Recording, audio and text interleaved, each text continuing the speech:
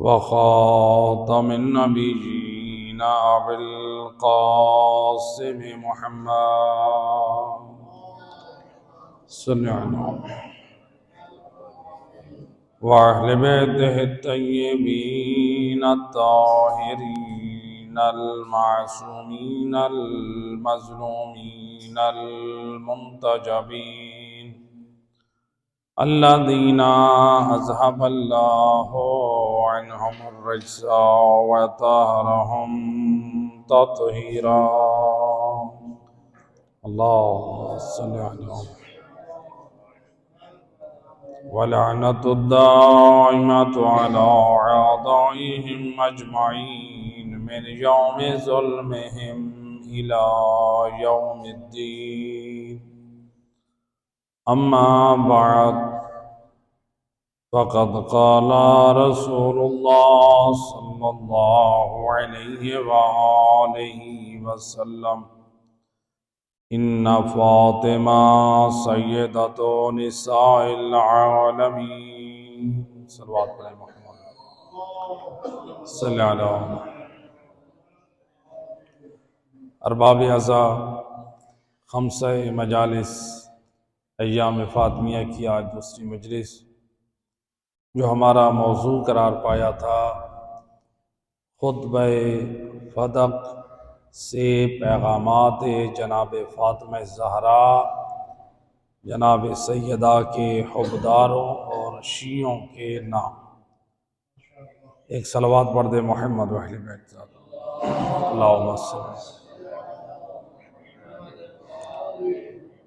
کل ہماری گفتگو یہاں تک پہنچی تھی کہ فدق جو ہے سید الرسول تک کیسے پہنچا اور رسول اللہ نے کیوں جناب سیدہ کو یہ فدق عطا کیا، اور جو صحیح بخاری اور صحیح مسلم کی روایت جو کل نقل کی تھی کہ جب جناب سیدہ اپنا حق لینے کے لیے پہنچی ہیں مسلمانوں کے پاس، تو یہ کہا گیا کہ رسول اللہ کی حدیث ہے لا نورث ما ترکنا صدقہ، یعنی ہم سے کوئی بھی میراث نہیں پاتا، ہم جو بھی چھوڑتے ہیں وہ صدقہ ہے، وہ مسلمانوں کے لیے۔ یہ حدیث اگر اس کو تحقیق کی نگاہ سے دیکھا جائے، خود علماء اہل سنت نے بھی جو ہے اس کو قبول نہیں کیا ہے، لہٰذا قرآن سے جناب سیدہ نے جو اپنی وراثت کو ثابت کیا، مختلف آیات قرآنی پڑھ کر حضرت سلمان سے کی وراثت سے حضرت زکریا قرآن سے استدلال کیا اور اپنا وارث نبی ہونے کو ثابت کیا، اور یہاں تک کہ جناب سیدہ جہاں خواتین کو اپنے ساتھ لے کر گئی تھی، وہاں پر جناب سیدہ سے جب مانگا گیا کہ گواہ پیش کرو، تو اس وقت جناب سیدہ نے گواہ بھی پیش کی۔ معصوم شہزادے امام حسن اور امام حسین کی گواہیوں کو پیش کیا گیا۔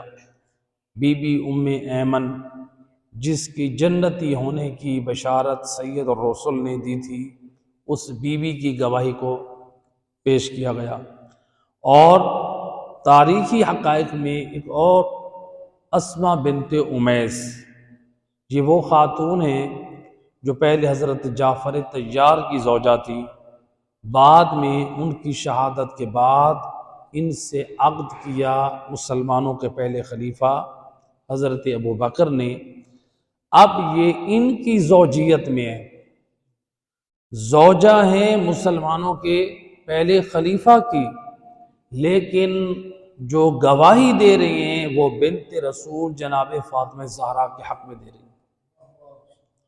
گویا دنیا کو یہ پیغام اور درس دے رہی ہیں کہ ہم رشتہ داریوں کو نہیں دیکھتے، ہم یہ دیکھتے ہیں کہ حق کہاں پر ہے۔ تو وہ مسلمانوں کے خلیفہ کی زوجہ ہیں، لیکن وہ بنت رسول کے حق میں گواہی دے رہی ہیں، تو ان کی گواہی کو بھی نظر انداز کیا گیا، امام علی علیہ السلام کی گواہی کو بھی نظر انداز کیا گیا کہ یہ سارے جو ہیں یہ گھر والے ہیں۔ اور جو یہ کہا جاتا ہے اسی حدیث کو بنیاد بنا کر کہ حق ثابت نہیں ہے، نبی کی میراث میں سے کوئی بھی حق نہیں پاتا ہے، تو جب ہم مسلمانوں سے یہ سوال کرتے ہیں، ٹھیک ہے کہ آپ یہ نظریہ رکھتے ہیں کہ رسول اللہ نے جو چھوڑا ہے وہ صدقہ ہے، وہ تمام مسلمانوں کے لیے، اس میں کسی کو اولاد کو حق کے میراث لینے کا حق نہیں ہے۔ جب اولاد کو حق کے میراث لینے کا حق نہیں ہے تو پھر رسول کی میراث پھر رسول اللہ کی زوجات میں بھی نہیں تقسیم کرنا چاہیے، ایسے ہے کہ نہیں ہے؟ جب رسول کی میراث اس کی بیٹی لینے کی حقدار نہیں ہے تو رسول کی زوجہ حق لینے کی کیسے حقدار ہے؟ جب یہ ہم سوال کرتے ہیں کہ امام حسن مجتبیٰ علیہ السلام کو رسول اللہ کے پہلو میں دفن نہ کرنے دیا گیا تو آخر اس کا کیا ریزن ہے، آخر کیا وجہ ہے؟ تو وہاں پر مسلمان دفاع کرتے ہوئے کہتے ہیں کہ امام حسن مجتبیٰ کو کیسے دفن کرنے دیتے، چونکہ جہاں پر جو نبی کے اصحاب دفن ہیں وہ رسول کی زوجہ بی بی عائشہ کو وہ حجرہ ملا تھا، یعنی بی بی عائشہ کو جو حجرہ ملا تھا آیا وہ نبی کی وراثت میں ملا تھا؟ تو نبی کی زوجہ شوہر سے، نبی سے میراث پا سکتی ہے، تو جو نبی کی خود نسل ہے، ذریت رسول جناب فاطمہ زہرا ہے، کیا وہ میراث نہیں پا سکتی؟ اور اگر یہ جواب دیا جائے نہیں، نبی نے اپنی زندگی میں اپنی زوجہ کو ہبہ کر دیا تھا، اپنی بیٹی کو اپنی زوجہ کو عطا کر دیا تھا، تو پھر وہی اعتراض دوبارہ پلٹ کر آتا ہے، یہ فدق جو باغ فدق ہے یہ بھی تو رسول اللہ نے 7ویں ہجری میں جناب سیدہ فاطمہ زہرا کو اللہ کے حکم سے آپ نے ہدیہ کر دیا تھا۔ اللہم صلی علی محمد وآل اللہم صلی علی محمد وآل محمد۔ تو لہذا جناب سیدہ کو بھی رسول اللہ نے ہبہ کر دیا ہے، تحفتاً حکم خدا سے عطا کر دیا۔ تو جب زوجہ کو اگر آپ کہتے ہیں کہ رسول نے ہبہ کر دیا یا رسول اللہ سے میراث پائی، اگر رسول کی زوجہ ہبہ پا سکتی ہے یا پھر میراث پا سکتی ہے تو جو رسول کی نسل اور ذریت ہے جناب فاطمہ زہرا وہ بدرجہ اولی حق رکھتی ہیں، وہ ہبہ بھی پا سکتی ہیں جو رسول کی زندگی میں پایا اور میراث بھی پا سکتی ہیں۔ تو لہٰذا 4 سال تک جناب سیدہ کے وکلاء اس باغ میں کام کرتے رہے، جو اس کی آمدنی آتی تھی تاریخ بتاتی ہے جناب سیدہ جانور کے چمڑے پہ بیٹھ کر اس کھجوروں کے جو باغ سے آمدنی ہوتی تھی جناب سیدہ ان درہم و دینار کی تھیلیاں بناتی تھی، فقراء، غرباء، مساکین، رشتہ دار، تنگ دست، بیوہ عورتیں، جتنے مدینہ اور مدینے کے اطراف میں ضرورت مند اور محتاج لوگ تھے، جناب سیدہ تمام مال کو فقراء اور غرباء میں تقسیم کر دیتی۔ یہ سیرت اور یہ کردار جناب سیدہ اپنی زندگی میں یہ خرچ کرتی تھی، انفاق فی سبیل اللہ کرتی تھی۔ تو لہٰذا 4 سال جناب سیدہ کی کسٹڈی میں رہا، آپ کے کنٹرول میں رہا۔ 11 ہجری میں سید الرسل کی وفات کے بعد جو ہے وہ جناب سیدہ کے وکیل کو باہر نکالا گیا، اپنے کنٹرول میں لایا گیا۔ اب یہ جو فدق ہے، جب جناب سیدہ خطبہ دے رہی تھی اپنے بابا کے اصحاب اور مسلمانوں کے سامنے، اس خطبے میں بی بی نے حمد خدا سید رسول کی شان کے بعد جو سب سے پہلا آغاز کیا ہے، اس میں جناب سیدہ نے پہلے جس نقطے کی طرف امت کو متوجہ کیا ہے، جس چیز کا نام دیا ہے، وہ ہے امر بالمعروف اور نہی عن المنکر۔ بی بی نے اس خطبے میں امر بالمعروف اور نہی عن المنکر کا ذکر کر کے اس کی اہمیت کو اجاگر کر دیا کہ دیکھو ان کو بھی آگاہ کر رہی ہے کہ امر بالمعروف اور نہی عن المنکر، یعنی اس سے یہ اشارہ بھی مل سکتا ہے کہ جناب سیدہ ان لوگوں کو خبردار کر رہی ہیں کہ دیکھو آج بنت رسول کا حق واپس نہیں ہو رہا، اور تم اپنا فریضہ شرعی کیوں نہیں انجام دے رہے؟ تم کیوں نہیں نیکی کی ہدایت کر رہے؟ کیوں نہیں ان کو سمجھاتے؟ اور کیوں تم لوگ جو ہے اپنے اس بیان حق سے رکے ہوئے ہو؟ امر بالمعروف اور نہی عن المنکر کے اس وظیفے کو انجام دے رہے ہیں۔ لیکن جناب سیدہ کے حق کو روکا گیا، صرف روکا نہ گیا بلکہ تاریخ کہتی ہے جناب سیدہ کے ساتھ توہین آمیز لہجے میں گفتگو ہوئی۔ آپ کی جب توہین ہوئی جناب سیدہ کی، تاریخ بتاتی ہے اسی خطاب کے دوران توہین کے بعد ان خواتین میں جو جناب سیدہ کے ساتھ خواتین آئی تھیں، ان میں زوجہ رسول بی بی ام سلمہ بھی موجود تھی۔ جب انہوں نے دیکھا کہ جناب سیدہ کی توہین ہو رہی ہے، زوجہ رسول بی بی ام سلمہ جناب سیدہ کے وکالت اور ان کے دفاع میں آپ کھڑی ہو گئی، اور آپ نے جناب فاطمہ زہرا کی عظمت اور شان میں وہ الفاظ کہے جو سید رسول کی زبانی سنا، اور پھر اس کے بعد آپ نے مسلمانوں سے خطاب کرتے ہوئے کہا، گویا بی بی ام سلمہ اسی محفل میں کھڑے ہو کر امر بالمعروف اور نہی عن المنکر کا وظیفہ انجام دے رہے، کہ جس محفل میں جناب سیدہ دین کے اہم امور کی طرف توجہ دلانا چاہ رہی ہیں، ان میں سے ایک ہے امر بالمعروف اور نہی عن المنکر، اور جناب ام سلمہ اس وظیفے کو انجام دینے کے لیے کھڑی ہو گئی کہ میں جناب سیدہ کی حق کی وکالت کروں اور ان کا حق چھینا جا رہا ہے۔ تو جناب ام سلمہ جب کھڑی ہوئی تو آپ نے قرآن کی آیت مجیدہ پڑھی، وَانذِرْ عَشِيرَتَكَ الْأَقْرَبِينَ، کہا کہ اے مسلمانوں، اے مسند رسول پہ بیٹھنے والوں، یہ بتاؤ کہ اللہ تعالیٰ اپنے حبیب سے کہہ رہا ہے کہ اپنے قبیلے اور اپنے رشتہ داروں کو ڈرا، تو آپ کیا سمجھتے ہیں رسول اللہ نے اپنے قبیلے اور رشتہ داروں کو نہیں ڈرایا؟ اور کیا ڈرایا ہے؟ یعنی جناب ام سلمہ سوال کر رہی ہیں، تو کیا ڈرایا ہے؟ اور جناب فاطمہ زہرا نے اپنے بابا رسول اللہ کی بات کو نہیں مانا علیہ باللہ؟ رسول اللہ نے بتایا ان کو جو تم بیان کر رہے ہو کہ اے فاطمہ زہرا آپ کا میراث میں حق نہیں ہے، اور فاطمہ زہرا اپنا حق لینے کے لیے آ گئی ہیں، اس کا مطلب ہے رسول اللہ بتا گئے ہیں، رسول اللہ ڈرا گئے ہیں، یا تو تم یہ کہو کہ رسول نے علیہ باللہ ڈرایا نہیں؟ اگر مانتے ہو رسول اللہ نے ڈرایا تو پھر کیا تم یہ کہنا چاہتے ہو کہ جناب سیدہ نے علیہ باللہ اپنے بابا کے اس حکم کو نہیں مانا؟ ان کے ضمیروں کو جھنجھوڑ رہی تھی۔ اب کیا جواب دیتے؟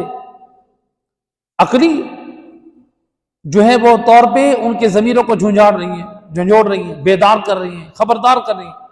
جب ان سے کوئی جواب نہ بن سکا تو تاریخ کہتی ہے کہ جو اس وقت کی جو گورنمنٹ حکومت، انہوں نے جناب سیدہ فاطمہ زہرا کی وکالت میں بی بی ام سلمہ کا اس سال کا جو وظیفہ تھا بیت المال سے وہ بند کر دیا۔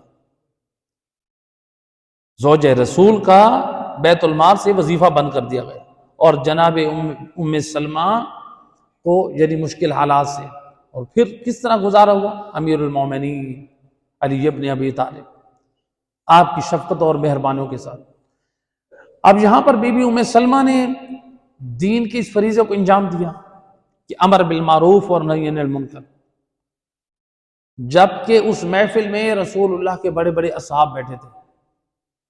گویا زوج رسول بتا رہی ہیں کہ دیکھو سیرت جناب سیدہ کا پیغام اور خطبے کا پیغام، اور اسی وقت زوج رسول یہ بتا رہی ہیں کہ جب دین کے خلاف کام ہو رہا ہو، دین کے احکام کو پامال کیا جا رہا ہو، تو یہ نہ دیکھو سامنے والے کتنی بڑی شخصیات ہیں، بلکہ تم یہ دیکھو کہ اللہ کا دین کتنا بڑا ہے۔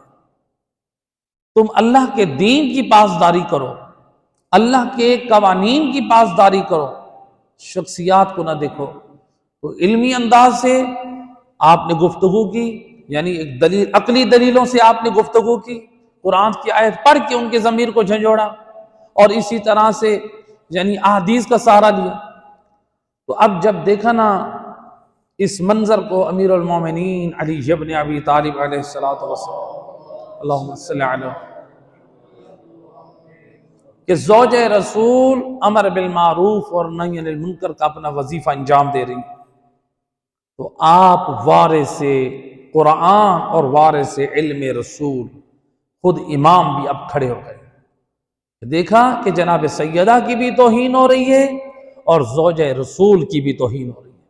تو اس وقت امیر المومنین نے عقلی دلیلوں سے گفتگو کرنا شروع کی، جس سے جو بیٹھے ہوئے مسلمان تھے وہ کہنے لگے کہ اے علی، ہمیں اپنی ان عقلی اور منطقی باتوں میں نہ الجھاؤ، اگر کوئی تمہارے پاس گواہ ہے تو پھر وہ گواہ لے کر آؤ۔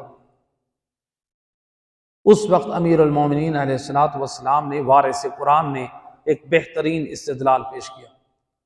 آپ فرماتے ہیں کہ یہ بتاؤ کہ یہ قرآن مجید کی جو آیت مجیدہ ہے، انما یرید اللہ لیذھب عنکم الرجس اہل البیت ویطہرکم تطہیرا، اس کا مصداق اور وارث کون ہے؟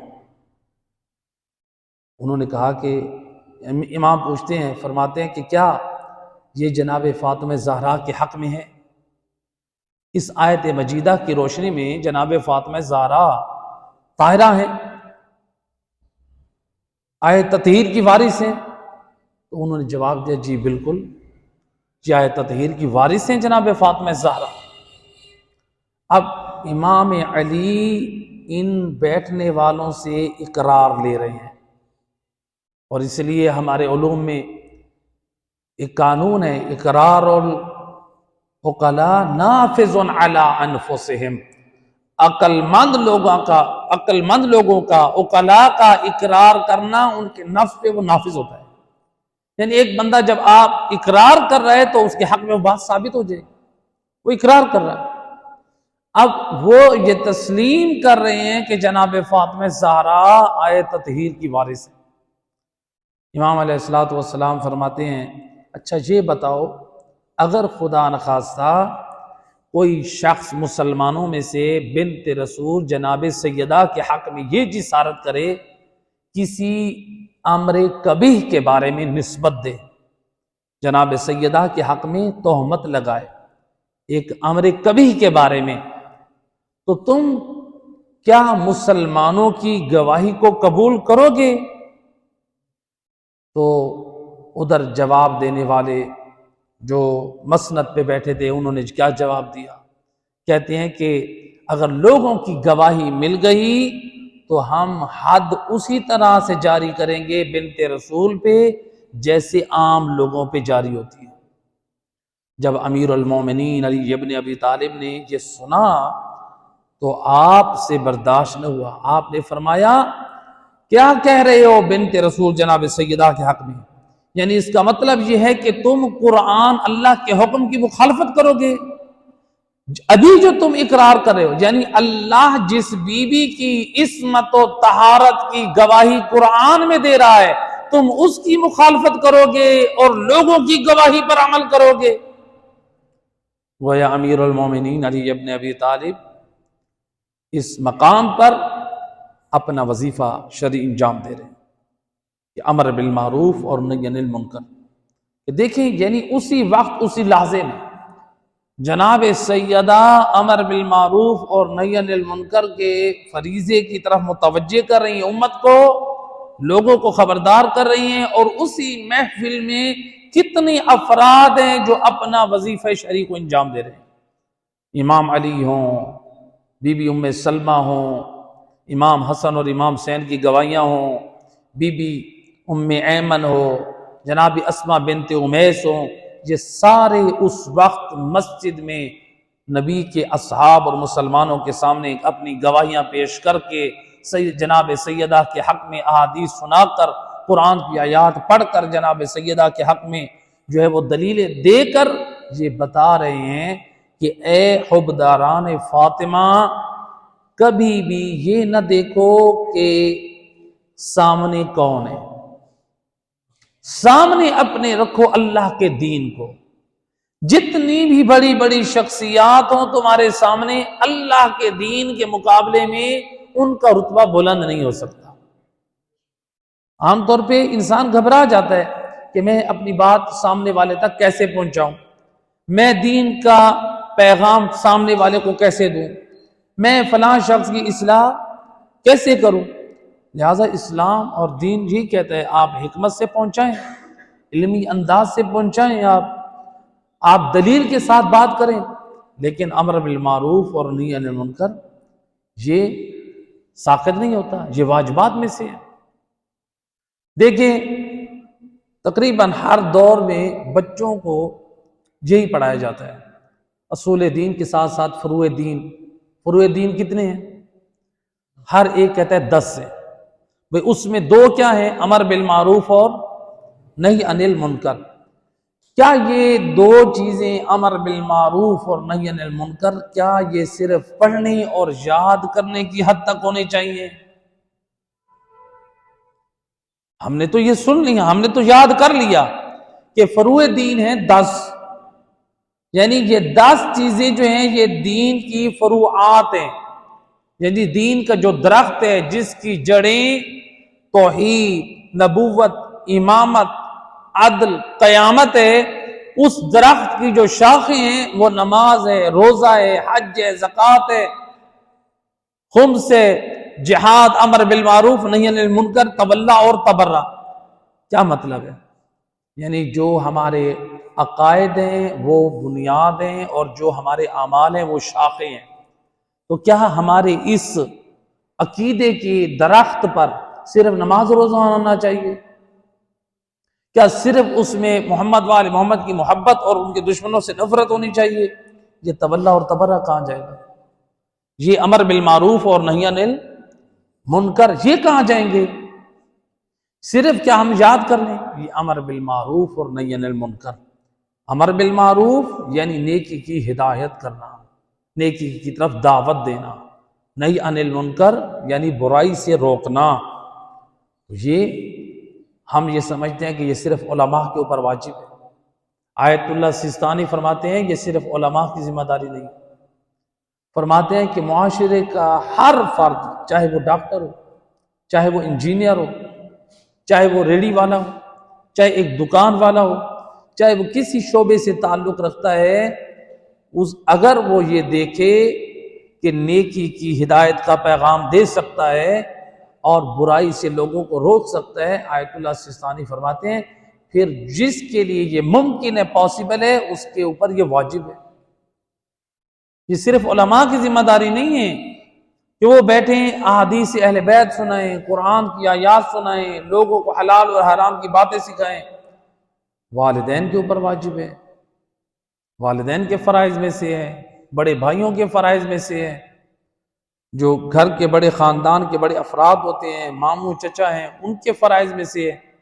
اگر ان کی بات سے بچوں کی اصلاح ہو سکتی ہے، جائیں بچے کی اصلاح کریں، نماز کی تلقین کریں، حجاب کی بات کریں، دین کی بات کریں۔ تو لہٰذا یہ امر بالمعروف نہی عن المنکر یہ وہ وظیفہ ہے۔ ایک صلوات پڑھے محمد و اہل بیت، اللہم صلی اللہ علیہ وسلم۔ تو اس کی جو اہمیت ہے جناب سیدہ جو ذکر کر رہی ہیں، تو لہٰذا ہم جو ہے ہمارے معاشرے میں دیکھیں کتنی ایسی چیزیں ہیں، ہمارے معاشرے میں، ہمارے گھروں میں، ہماری زندگی میں کتنی رسم و رواج آ چکے ہیں۔ ہم ان چیزوں کی طرف زیادہ توجہ رکھتے ہیں. ہمارے معاشرے میں یہ ہے حالت ہے، یعنی اگر کوئی رسم و رواج کا خیال نہیں کرتا تو اس سے ناراض ہوتے ہیں کہ تو نے رسم و رواج، بزرگوں کی رسم و رواج کا خیال نہیں کیا. اور اگر کوئی سنت نبوی کو پامال کر رہا ہے، سنت نبوی کا مذاق اڑا رہا ہے، وہاں پر کوئی ناراض نہیں ہو رہا. تو یعنی حالت یہ ہے کہ یعنی گھروں میں بزرگ وہ رسم و رواج کی مخالفت میں ناراض ہوں گے، اگر کوئی نبی کی سنت کی مخالفت کرے اس میں ناراض نہیں ہوں گے. ہماری رسم و رواج کے خلاف اولاد سے ناراض ہوں گے، اپنے بھائیوں سے ناراض ہوں گے، بہنوں سے ناراض ہوں گے. کیوں؟ اتنے عرصے سے یہ ہماری رسم میں یہ چیز چلی آ رہی تھی، آپ اس کے خلاف قدم کیوں نہیں اٹھایا؟ تو یعنی اولاد اگر رسم و رواج کے خلاف قدم اٹھائے تو باپ ناراض ہو جائے، لیکن اگر اولاد سنت کے خلاف قدم اٹھائے، مثلا اولاد داڑھی شیو کرا لے، باپ وہ ناراضگی نہیں ہوگی، اس لیے کہ وہ سنت نبی کا مذاق اڑا کے آ رہا ہے. یعنی انسان کس قدر ہے اپنا مذاق اڑانا پسند نہیں ہے کہ ہماری رسم و رواج کے خلاف آپ نے قدم کیوں اٹھایا، لیکن نبی کی سنت کے خلاف قدم اٹھا لیا ہے، وہاں پر ہم راضی ہیں. بلکہ اولاد سے کہتے ہیں کہ ابھی آپ کو کیا ضرورت ہے چہرے پہ داڑھی لانے کی. اولاد کو بلکہ یہاں تک ان کو رغبت دلاتے ہیں، ہاں آپ داڑھی صاف کرو، ابھی سے آپ کو مرد بننے کی ضرورت نہیں ہے. یہ داڑھی واجب ہے، جس کا رکھنا واجب ہے، اور جس کا صاف کرنا یعنی شرعاً حرام ہے، اور اس کی طرف رغبت دلانا وہ بھی حرام ہے. تو لہذا عام طور پہ یعنی یہ عام ہو چکا ہے. اگر مثلا ایک لڑکا ہے 15 سال کا، 16 سال کا، 17 سال کا، یہ عام آج کل دیکھنے میں آ رہا ہے. جب جوانوں سے پوچھتے ہیں کہ آپ نے کیوں داڑھی شیو کرائی ہے تو وہ کیا کہتے ہیں کہ ہمارے والد صاحب نے کہا ہے کہ ابھی آپ کے چہرے پہ اچھی نہیں لگتی، ابھی سے آپ مرد کیوں بننے لگ گئے ہو. دیکھیں نا، ہم نے معیار بنا رکھا ہے باپ، ہماری نگاہ میں معیار بن چکا ہے خوبصورتی، ہم ان چیزوں کو معیار بنا رہے ہیں. اس لیے میں کہا کرتا ہوں کہ اگر داڑھی چہرے پہ رکاوٹ ہوتی، خوبصورتی میں رکاوٹ ہوتی، تو اللہ تعالیٰ اپنے حبیب کے چہرے پہ داڑھی نہ لاتا. اللہ تعالیٰ نے داڑھی کو حسن کا ذریعہ قرار دیا ہے. اور روایت میں ملتا ہے کہ جب حضرت آدم علیہ السلام کے چہرے پر داڑھی کے سیاہ بال آئے تو حضرت آدم نے سوال کیا، بار الہ یہ کیا ہے؟ آواز قدرت آئی، اے آدم یہ میں نے مرد کے لیے حسن کا ذریعہ قرار دیا ہے. اس وقت حضرت آدم سجدہ شکر میں گر گئے، بار الہ تیرا شکر ہے کہ تو نے میرے چہرے پہ وہ چیز لایا ہے جو مرد کے لیے حسن کا وسیلہ اور ذریعہ ہے. تو یعنی آج ہماری حالت یہ ہے کہ ہم رسم و رواج کے لیے الجھتے ہیں، جھگڑتے ہیں. اگر سنت نبی کی مخالفت ہو رہی ہے تو وہاں پر ہم ناراض نہیں ہو رہے. کتنے لوگ ہیں سنت کا خیال نہیں کرتے، سنت کو چھوڑ دیتے ہیں، نظر انداز کر دیتے ہیں. حالانکہ امام جعفر صادق علیہ السلام اللہم صلی علی محمد، امام فرماتے ہیں کل شیء مردود الی السنہ. امام فرماتے ہیں اے امام صادق کے چاہنے والو، ہر شے کو، ہر عمل کو سنت کی طرف پلٹا دو. جو عمل سنت کے مطابق ہو وہ ہماری نگاہ میں قابل قبول ہے، جو عمل سنت کے مطابق نہ ہو وہ ہماری بارگاہ میں قبول نہیں ہے. امام فرماتے ہیں ہر عمل کو سنت کی طرف پلٹاؤ. انسان دیکھے اپنے سر کے بالوں سے لے کر اپنے پاؤں کے ناخن تک، انسان اپنی حالت کی طرف دیکھے، اپنے اخلاق کی طرف دیکھے، اپنے لباس کی طرف دیکھے، اپنے عقائد و نظریات کی طرف دیکھے، اپنے رسومات کی طرف دیکھے، اپنے گھر کے ماحول کی طرف دیکھے، کیا یہ سنت کے مطابق ہے؟ کیونکہ امام نے ہمیں بتایا، صادق امام، جس امام کے نام سے ہم جعفری کہلواتے ہیں، وہ فرما رہے ہیں کل شیء مردود الی السنہ، ہر چیز کو سنت کی طرف پلٹاؤ. نہ کہ یہ دیکھو کہ یہ میرے باپ دادا کا یہ رسم و رواج ہے، ہم اس کے اوپر اپنے دین کی بنیاد رکھ دیں. امام نے فرمایا یہ معیار نہیں ہے آپ کا، معیار سنت ہے، سنت کی طرف دیکھو۔ اور اسی لیے دیکھیں ہم اپنی رسم و رواج کو سامنے رکھتے ہیں، سنت کو چھوڑ دیتے ہیں۔ حضرت سلمان محمدی جو ایمان کے 10ویں درجے پر فائز تھے، وہ بستر وفات پہ گریہ کر رہے ہیں، رو رہے ہیں۔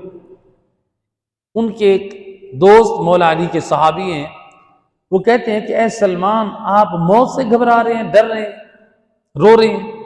حضرت سلمان کیا کہتے ہیں؟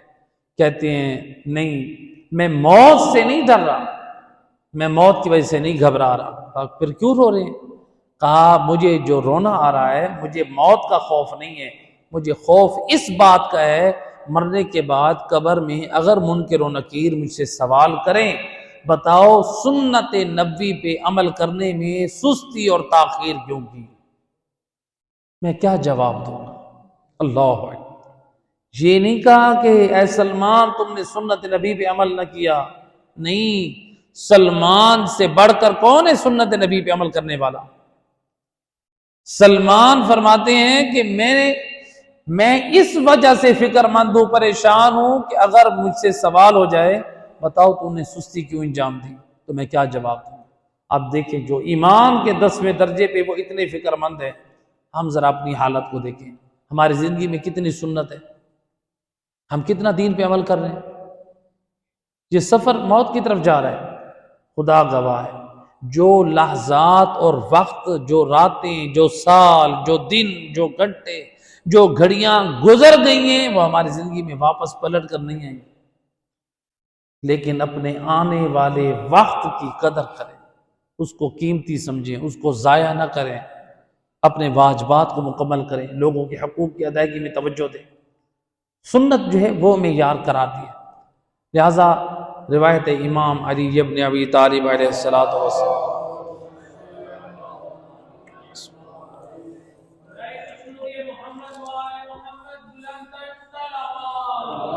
اللہم صلی علی امام علی علیہ السلام اپنے چاہنے والوں کو بڑا عظیم میسیج اور پیغام دے رہے ہیں۔ فرماتے ہیں من اخذ دینہ من افواہ الرجال ازالتہ الرجال۔ امام فرماتے ہو علی والو سن لو علی کی زبان سے، جو شخص اپنا دین لوگوں کی زبانوں سے لیتا ہے وہی لوگ اس کو دین سے خارج کر دیتے ہیں۔ فلاں صاحب نے بتایا، فلاں حاجی صاحب نے کہا بھئی اس طرح کرنا ہے، ہم نے کہا ٹھیک ہے۔ فلاں ماتمی صاحب نے کہا بھئی اس طرح کرنا ہے، ٹھیک ہے۔ فلاں عزادار نے کہا اس طرح کرنا ہے، ہم نے کہا ٹھیک ہے۔ بے شک وہ حاجی صاحب ہو، بے شک جتنا بڑا عزادار ہو، بے شک وہ جتنا ماتمی ہو، بے شک وہ جتنا معزز اور عظیم شخصیت ہو، سب کچھ ہے۔ امام علی فرماتے ہیں شخصیات کے پیچھے اپنا دین نہ بناؤ۔ جو شخصیات، جو لوگ اپنی زبانیں اسے دین دیتے ہیں اس پر اپنے دین کی عمارت کھڑی نہ کرو۔ مولا پھر ہم کیسے دین اختیار کریں؟ ہمارا دین کس بنیاد پر ہونا چاہیے؟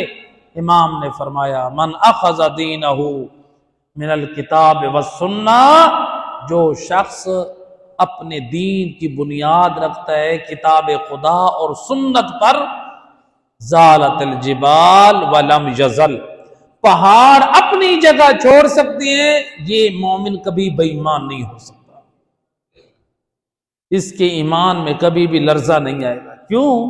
امام فرماتے ہیں اس لیے اس کے ایمان کی بنیاد قرآن پر ہے، اس کے ایمان کی بنیاد سنت پر ہے۔ لہٰذا آپ کو کوئی شخص کوئی چیز دے رہا ہے، آپ فلاں کام کرو، آپ یہ دیکھیں یہ قرآن کے مطابق ہے، یہ سنت کے مطابق ہے، قرآن اور سنت کے مطابق ہے، یہ آپ کو کون بتائے گا؟ یہ آپ کو علماء بتائیں گے۔ آپ کی ذمہ داری ہے علماء سے جا کر اس کی تصدیق کریں، نہ کہ مثلا ہم نے فیس بک پہ پڑھ لیا، ہم نے کسی اور کی زبانی سن لیا اور بندہ اسی کے اوپر اپنے دین کی بنیاد کو قائم کر دے۔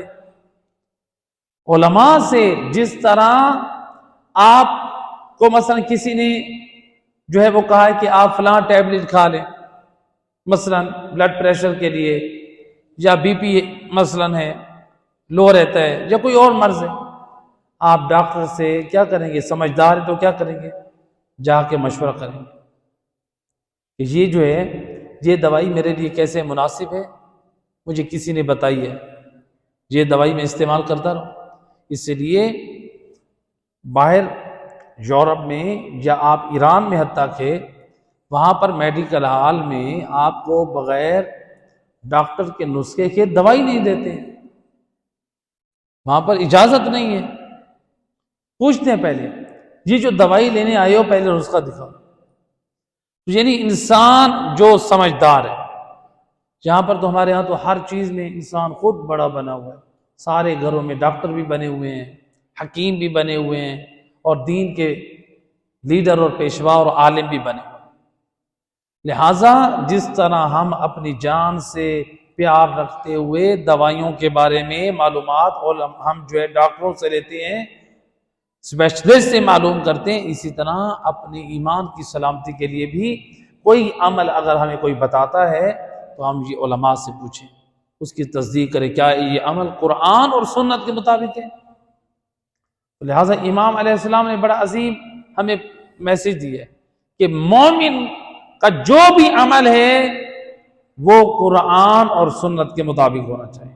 اور امام صادق علیہ السلام نے جو فرمایا اللہم صلی علی محمد وعلی محمد کل شیء مردود الی السنہ، ہر چیز کو سنت کی طرف پلٹاؤ۔ کوئی بندہ جتنا بڑا ہو، نام والا ہو، شان والا ہو، بعض لوگ ہوتے ہیں نا وہ کہتے ہیں نہیں ماشاءاللہ وہ تو بڑے عزادار ہیں، ماشاءاللہ مولا کا بڑا ماتمی ہے، ماشاءاللہ وہ بڑے پرہیزگار ہیں، ماشاءاللہ وہ بڑے دیندار ہیں۔ بے شک کوئی جتنا بڑا دیندار ہو، جتنا بڑا پرہیزگار ہو، جتنا بڑا ماتمی ہو، جتنا بڑا عزادار ہو، سب کچھ ہے، لیکن امام فرما رہے ہیں آپ کسی کی شان کو نہ دیکھیں، کسی کے نام کو نہ دیکھیں، اس کا جو عمل ہے وہ دیکھیں، وہ سنت کے مطابق ہے تو درست ہے، ورنہ وہ کسی بھی لائق تعظیم نہیں ہے، سنت کے مطابق ہونا چاہیے۔ تو لہٰذا انسان کیا ہر عمل سنت کے مطابق۔ آج سنت نبی، سنت رسول، سنت آل رسول کی ہمارے گھروں میں کس قدر اس کی عظمت کا خیال کیا جا رہا ہے، ہمارے گھروں میں کس قدر ہم سنت کو مذاق اڑا دیتے ہیں، سنت کو پامال کر دیتے ہیں۔ یعنی اگر ابو جہل اور ابو لہب اپنے زمانے میں نبی کی سنت کا، نبی کے دین کا مذاق اڑائیں تو وہ نبی کے مجرم ہیں، اور اگر آج ہمارے گھروں میں نبی کی سنت کا مذاق اڑایا جائے، اگر نماز کا مذاق اڑایا جائے، کتنے لوگ ہیں جو نماز کا مذاق اڑاتے ہیں؟ کتنے لوگ ہیں؟ بعض لوگ کہتے ہیں ہم تو نماز نہیں پڑھتے، کیوں؟ کہتے ہیں کہ اس لیے کہ ہم نے نماز انہی کو پڑھتے دیکھا ہے جو فقیر ہوتے ہیں، وہی نماز پڑھتے ہیں جو غریب ہوتے ہیں، تو لہٰذا ہمیں ضرورت ہی نہیں۔ یعنی یہ تکبر ہے، انشاءاللہ یہ خطبے میں آ رہے ہیں، یہ تکبر میں سے ہے۔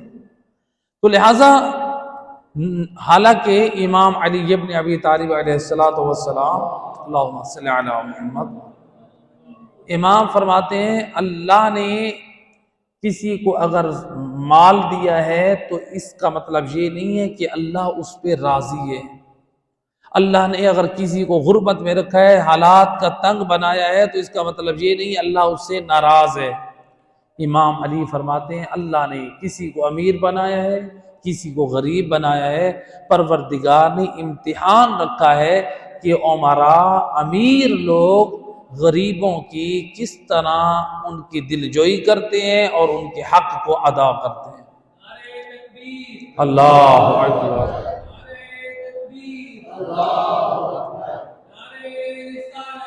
یا رسول اللہ،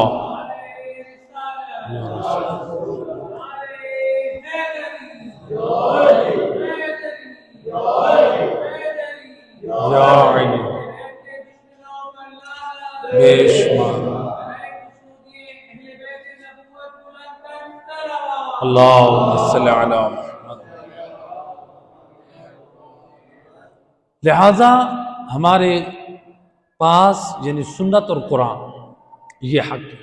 اگر ہمارے سامنے اللہ کے دین کے احکام نظر انداز کیے جائیں، اس کا مطلب ہے ہم اپنے وظیفے پہ عمل نہیں کر رہے، امر بالمعروف اور نہی عن المنکر سے کوتاہی کر رہے ہیں، اور جو امر بالمعروف اور نہی عن المنکر سے کوتاہی کرتا ہے وہ خدا کو ناپسندیدہ افراد میں شامل ہے۔ دین، آج ہم کہتے ہیں نا کہ ہم دیندار ہیں، ہمارے پاس دین ہے، اکثر لوگ کہتے ہیں الحمدللہ ہم دیندار ہیں، ہمارے گھروں میں دین ہے، لیکن مولا علی علیہ السلام کیا فرماتے ہیں؟ امام فرماتے ہیں غایت الدین الامر بالمعروف والنہی عن المنکر۔ امام فرماتے ہیں جو دین کی غرض و غایت مقصد ہے وہ امر بالمعروف اور نہی عن المنکر، یعنی جس کی زندگی میں یہ دو چیزیں ہیں، لوگوں کی ہدایت کے بارے میں فکر کرتا ہے، ہدایت کرتا رہتا ہے، لوگوں کو برائیوں سے روکنے کی فکر میں رہتا ہے اور برائیوں سے روکتا رہتا ہے، امام فرماتے ہیں سمجھو اس کے گھر میں، اس کی زندگی میں دین ہے۔ اور جو لوگوں کی ہدایت کی فکر نہ کرے، لوگوں کو برائیوں سے نہ روکے، امام فرماتے ہیں یہ نام کا دیندار ہے، ہماری نگاہ میں یہ دین والا نہیں، دین کی غرض و غایت اس کی زندگی میں نہیں، امر بالمعروف اور نہی عن المنکر، یعنی انسان کے حکم کی مخالفت ہو تو انسان ناراض ہو، اللہ اور رسول کے حکم کی مخالفت ہو تو انسان خاموشی سے تماشا دیکھتا رہے، جی۔ اور بعض لوگ ہوتے ہیں خوفزدہ ہوتے ہیں، یا اپنی عزت کے بچانے کے لیے اپنے شان اور مقام کو دیکھتے ہیں کہ لوگ میرے مخالف ہو جائیں گے، لوگ میری عزت کم کریں گے، لوگ میرے بارے میں باتیں کریں گے، میں کیوں امر بالمعروف میں نہیں کرتا، میری ایک معاشرے میں میری ایک عزت ہے، میرا ایک مقام ہے۔ بعض لوگ اس وجہ سے نہیں کرتے، حالانکہ بہت بڑا گناہ کبیرہ میں سے۔ ہم یہ دیکھیں ایک بندہ گناہ کرنے میں حیا محسوس نہیں کر رہا تو ہم نیکی کا پیغام دینے میں حیا کیوں محسوس کریں؟ ہم برائی کے روکنے سے ہم حیا کیوں محسوس کریں؟ حیا اس کو کرنی چاہیے جو بندہ گناہ کر رہا ہے۔ اور روایت ہے رسول خدا صلی اللہ علیہ وآلہ وسلم، اللہم صلی علی محمد وآلہ، آپ فرماتے ہیں، سید الرسل فرماتے ہیں بنی اسرائیل کا زمانہ ہے، پروردگار کی طرف سے حکم ہوا اے جبرائیل فلاں بستی کے لوگوں کو عذاب میں مبتلا کر دے، اس بستی کو الٹا دے اور ان سب کو عذاب میں مبتلا کر دے۔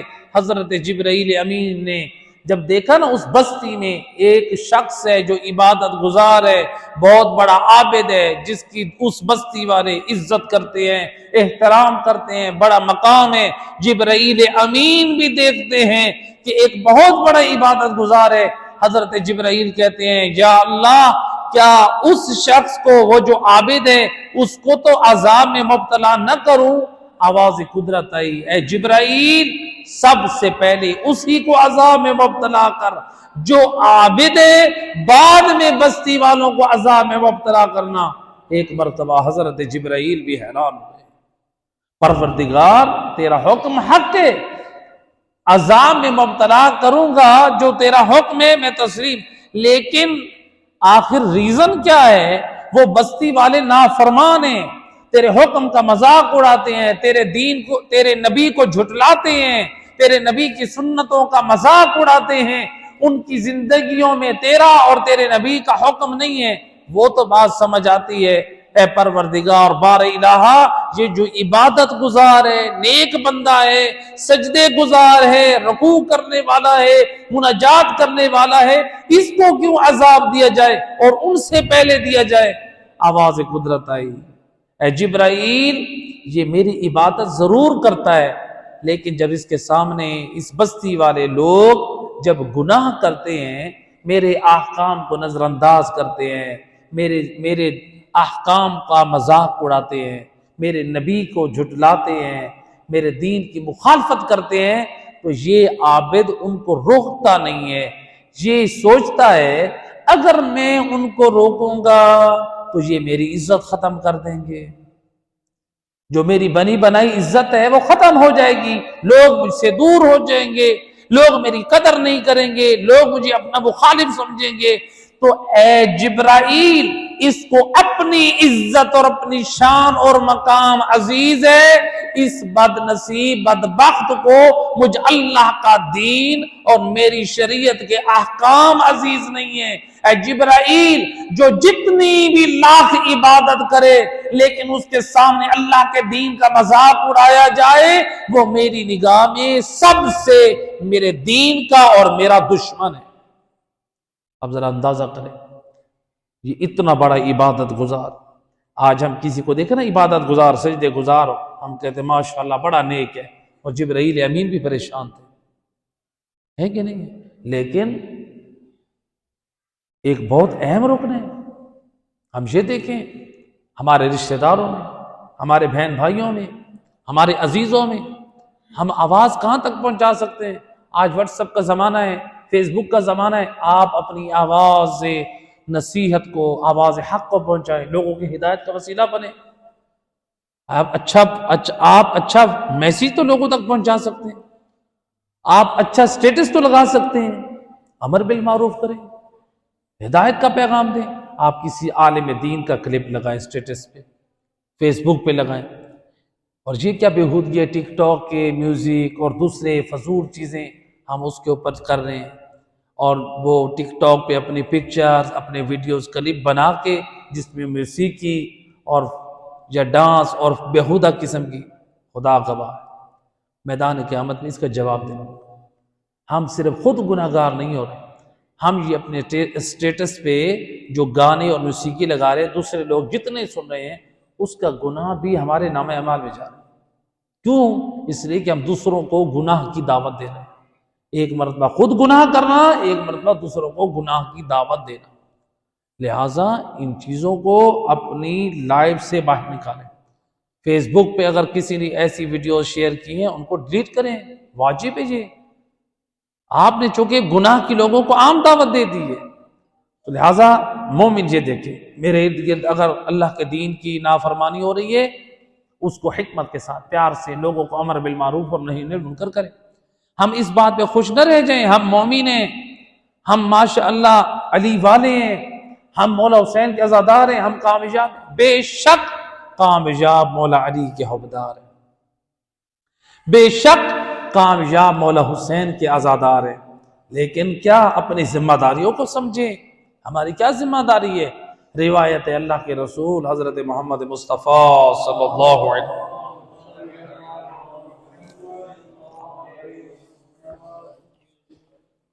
رسول اللہ نے مسجد نبوی میں اپنے اصحاب سے فرمایا، اے میری اصحاب، جو اہل لا الہ الا اللہ ہیں، یعنی جو بھی لا الہ الا اللہ پڑھنے والے ہیں، وہ ان پر جہنم کی آگ حرام ہے۔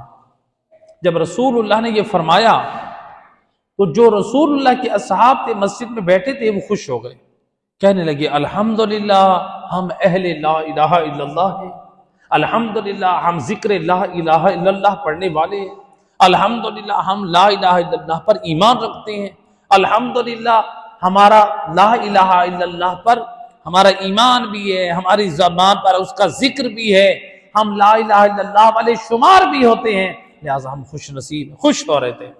جب سید رسول نے دیکھا نا کہ اب اس بات پر یہ خوش ہو رہے ہیں، سید رسول نے ان کو ان کی بڑی ذمہ داری کی طرف متوجہ کیا، فرماتے ہو میرے اصحاب یاد رکھو، صرف اس بات پہ خوش نہ ہو جاؤ کہ جو لا الہ الا اللہ پڑھنے والا ہے، لا الہ الا اللہ والے ہیں، لا الہ الا اللہ پر ایمان رکھنے والے ہیں، ان پر جہنم کی آگ حرام ہے۔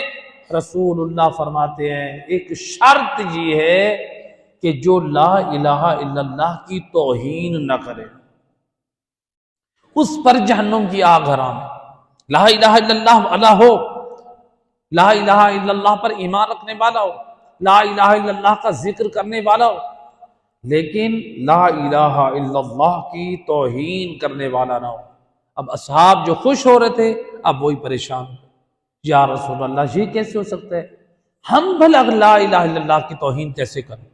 لا الہ الا اللہ کی توہین کرنے والے تو بت پرست ہیں، لا الہ الا اللہ کی توہین کرنے والے تو مشرک ہیں، لا الہ الا اللہ کی توہین کرنے والے وہ تو کافر ہیں، لا الہ الا اللہ کی توہین کرنے والے تو اور بدبخت ہیں، ہم کیسے لا الہ الا اللہ کی توہین کرنے والے ہیں؟ سید الرسل فرماتے ہیں کہ سنو، جس شخص کے سامنے اللہ کے احکامات کی مخالفت ہو رہی ہو، اللہ کے دین کا مذاق اڑایا جا رہا ہو، اللہ کے حکم کی نافرمانی کی جا رہی ہو، وہ لا الہ الا اللہ کی توہین کرنے والا ہے۔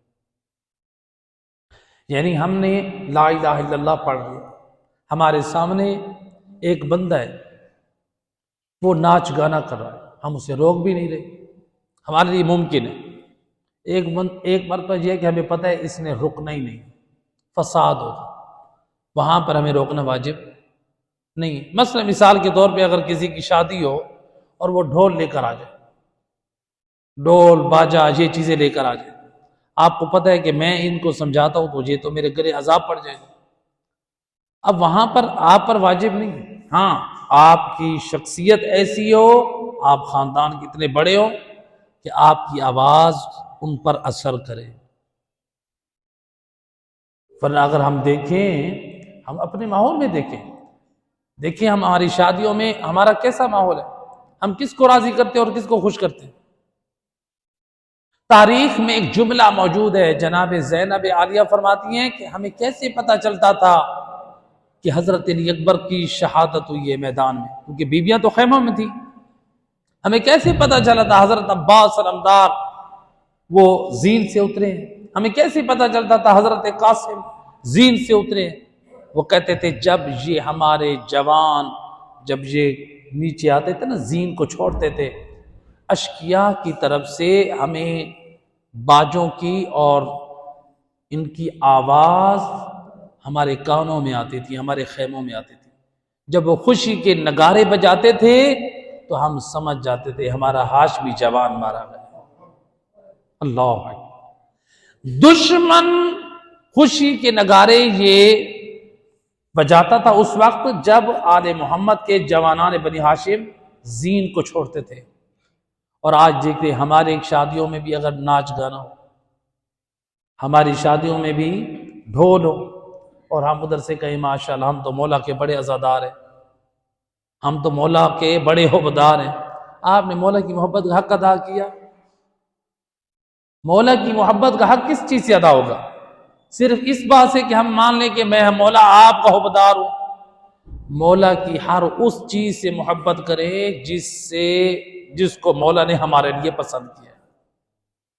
اپنی ایمان سے بتائیں، اگر آپ کو معلوم ہو جائے امام علی علیہ السلام سے منسوب مثلا امام کا ایک امامہ ہو، سر پہ باندھنے والا کپڑا معلوم ہمارے پاس آ جائے کسی طرح سے یہاں پہ، ہم سارے اس کپڑے کا بوسہ لیں گے یا نہیں لیں گے؟ آپ سارے اس کی زیارت کریں گے؟ یہ امام کے بدن کی سے مس شدہ کوئی اور چیز ہو، آپ سارے اس کی زیارت کریں گے؟ ہمیں ان چیزوں سے اتنا پیار ہے، ہم کہتے ہیں یہ تبرکن اس کی زیارت کرنی چاہیے، ان کو مس کرنا چاہیے۔ تو جو مولا علی کی تعلیمات ہیں ہمیں ان سے پیار کیوں نہیں ہے؟ اور جو مولا علی ہمارے لیے تعلیمات پسند کر کے گئے ہیں، جو ہمارے نہج البلاغہ چھوڑ کر گئے ہیں، نہج البلاغہ کی قیمتی خطبات چھوڑے ہیں، امام زین العابدین نے اپنی قیمتی دعائیں ہمارے لیے جو اللہ کی بارگاہ میں آپ نے بیان کی ہیں، پڑھی ہیں، جو ان دعاؤں کا مجموعہ ہمارے پاس موجود ہے، صحیفے سجا دیا، ہماری زندگی میں وہ کیوں نہیں ہے؟ ہم ان تبرکات کو دیکھتے ہیں، نیشا پور جائیں گے تو امام رضا علیہ السلام کے قدم گاہ کی اور چشمے کی زیارت کریں گے، کبھی ان کتابوں کی زیارت کریں جو امام علیہ السلام کے فرمودات اپنے شیعوں اور چاہنے والوں کی ہدایت کے لیے بیان کیے۔ ہم مدینہ میں جائیں گے تو جناب سیدہ کی وہ چکی اور دوسرے تبرکات دیکھنے جاتے ہیں، ہم کبھی جناب فاطمہ زہرا کی ان تعلیمات کو کیوں نہیں دیکھتے؟ اس خطبے کی طرف توجہ کیوں نہیں کرتے جو خطبہ فتح جناب سیدہ نے بیان فرمایا اور جس میں امت کو ہدایت کے پیغامات دے رہی ہیں؟ یعنی ہم ان چیزوں سے محبت نہیں کر رہے جو آل محمد ہمارے لیے پسند کر رہے ہیں، ہم ان چیزوں سے محبت کرتے ہیں جو زندگی کی ضروریات کی چیزیں،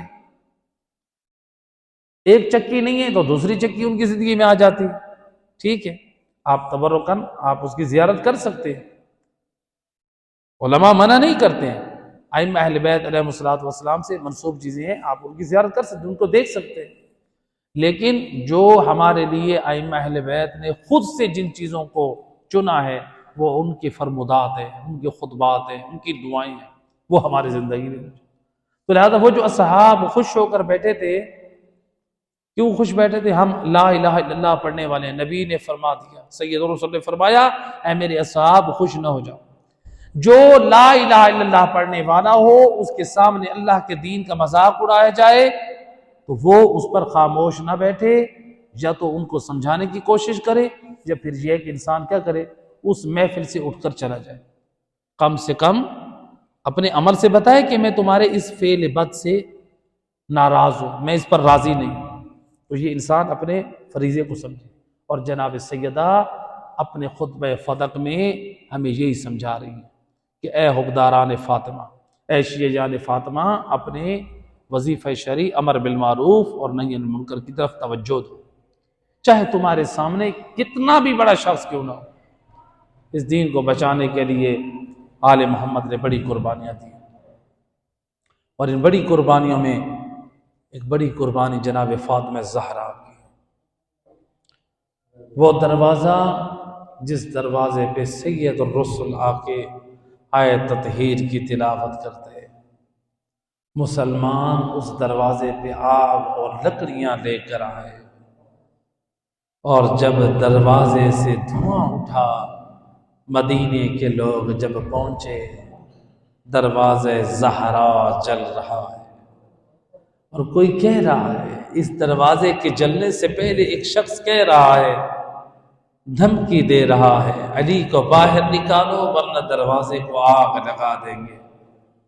علامہ شبلی نعمانی اپنی کتاب الفاروق میں نقل کرتے ہیں کہ دھمکی دی تھی، دروازے کو جلایا نہ تھا۔ میں اتنا عرض کروں گا، اے علامہ شبلی نعمانی، کجا بنت رسول کا دروازہ اور کجا دھمکی دینا، اور جس نبی کی ذاتی کی تعظیم مصطفیٰ خود کر کے دکھائیں، اور جس نبی ذاتی کا احترام اللہ خود قرآن میں آیت نازل کر کے بتائے، اس بی بی کے دروازے پہ دھمکی دینا۔ جب کسی نے کہا تھا اے فلاں، اس کے اندر تو بنت رسول حسن و حسین رہتے ہیں، تو کہنے والے نے جواب دیا وَإِن، اور مجھے پرواہ نہیں ہے چاہے حسن و حسین اور نبی کے دوش کے سوار کیوں نہ ہو، اجرکم علی اللہ زادارو، ہے بڑا امتحان ہے فاطمہ زہرا، ہے جس طرح رسول نے تعظیم کی جناب سیدہ کی، ہے اپنے اصحاب اور امت کو بتایا، لیکن بابا کا ابھی کفن میلہ نہ ہوا ہے کہ مسلمانوں نے کیسا اجر رسالت دیا، ہے دروازے کو آگ لگ گئی، ہے شعلے بلند ہوئے ہیں، یہ روایت کہتی ہے ایک شکی نے دروازے کو دھکا دیا، ہے دروازہ ہے بنت رسول پہ گرا، ہے جناب سیدہ در و دیوار کے درمیان، ہے لوگ پوچھتے ہیں قبلہ اور جناب سیدہ اور در و دیوار کے درمیان کیوں تھی؟ اے جب دروازے کو دھکا دیا جا رہا تھا اور جناب سیدہ دروازے کے پیچھے تھی، اے وہ اس طرح سے کہ ایسا نہ ہو اے وہ زہرا، اے زہرا کا پردہ نہ ہو، اے زہرا کا پردہ سلامت نہ رہے، اجرکم علی اللہ زادارو۔